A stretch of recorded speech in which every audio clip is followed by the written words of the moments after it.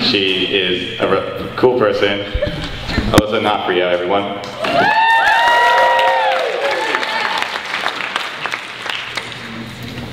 Hello, I'm Alyssa Onofreo.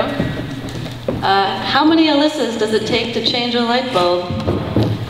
I don't know, because I can't figure out how to take the plastic covers off the ceiling, and I'd rather live in darkness. I actually have a public service announcement before I start.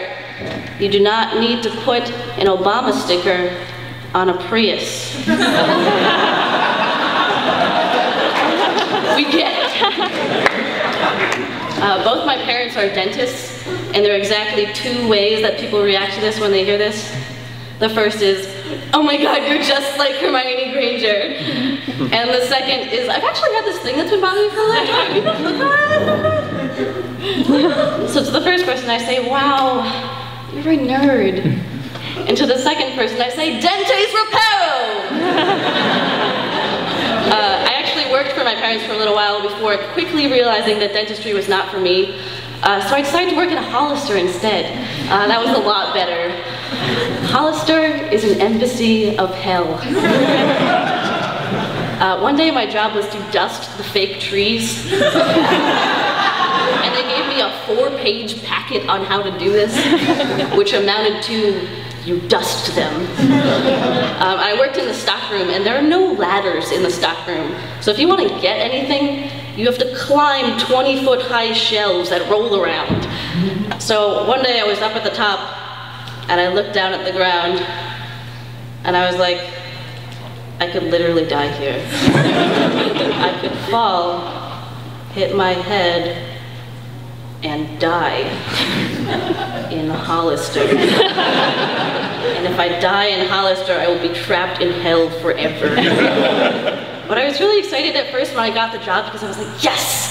Someone thinks I'm objectively attractive. But then I got there and they're like, oh, honey, you're gonna work in the back. Because you're like really smart. Really smart is code for you don't have blonde hair. It was me and a black girl in the back of Hollister, and if you think that's racist, that's because it is. She left Hollister eventually to become a stripper because that was less degrading. She went on to make a lot more money than I did.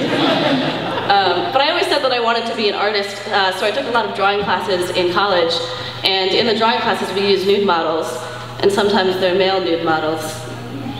I like to avoid drawing the penis, not because it bothers me, but because I like hearing my teacher remind me that I need to draw the penis.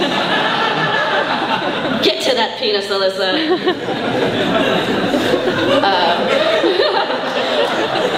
A lot of my friends have gotten engaged recently, which obviously makes me think about my own mortality, because I know I'm just gonna die in a stupid and totally avoidable accident.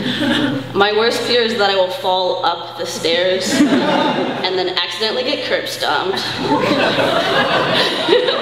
But whenever I think I'm gonna die alone, I just think about this. Even Hitler had a wife. And they died at the same time, just like in The Notebook. It's romantic.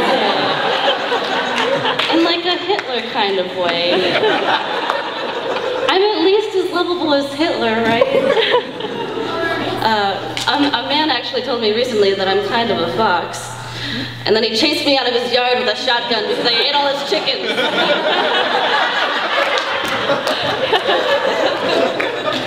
I've decided I'm going to become a vigilante who kills people after they say YOLO. So when they ask what your last words were, it was YOLO. So just think about that next time you say YOLO, because I'm going to stab you. I've decided I'm going to start wearing one of those service dog vests so that people won't be allowed to talk to me or touch me. Now you got it. I used to think that a pet peeve was something that annoyed you about your cat. So someone would be like, my pet peeve is traffic jams. And I'm like, how many cats do you have? I sometimes wonder about the life I would have if I ran away with a man who flirts with me while he makes my burrito every Monday. Every day could be Burrito Monday. One day he asked if he could try on my glasses, and I gave them to him.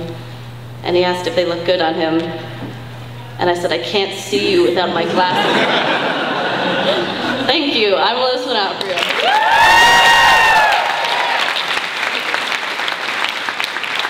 Alyssa Onofreo, everyone. Let's keep this comedy train rolling.